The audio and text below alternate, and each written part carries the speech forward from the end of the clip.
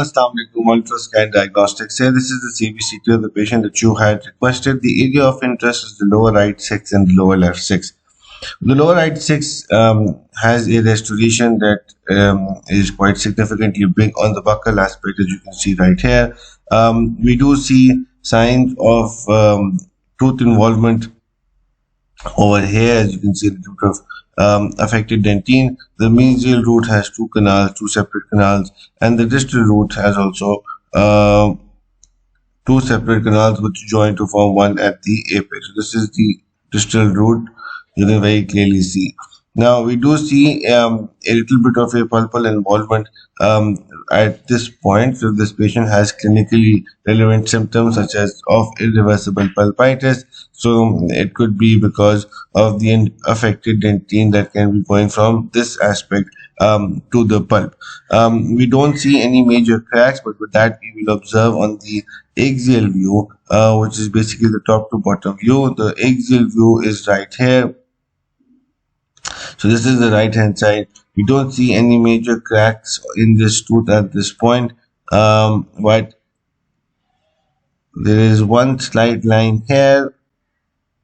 There we go. But we will definitely advise clinical correlation if this crack actually extends and causes biting pressure or causes a positive bite test on the lingual aspect. Then we would say otherwise. We don't see any major periapical radiolucencies associated with it. The working length of the distal root is going to be approximately 20 millimeters for the mesial root and approximately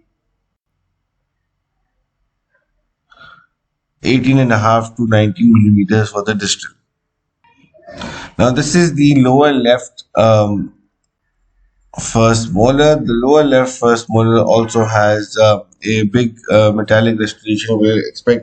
We do see signs of secondary caries under the restoration, which is very close to the pulp point. So if this tooth restoration is changed or the patient has symptoms, the pulp definitely can get involved.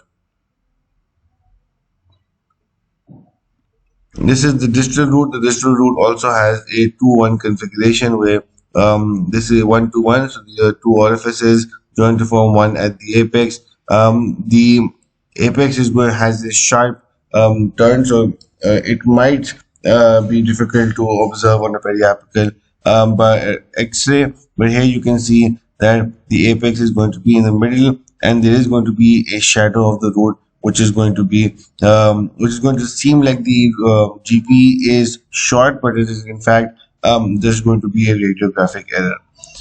Moving to the 7, the 7 has obturations in the mesial canal, and a obturation in the distal canal is visible as well. Here you can see that there are voids present in the distal canal obturation, which can be fixed if they are observed properly. We don't see radiolucency, but we can definitely see voids in the obturation of the distal canal. Thank you very much.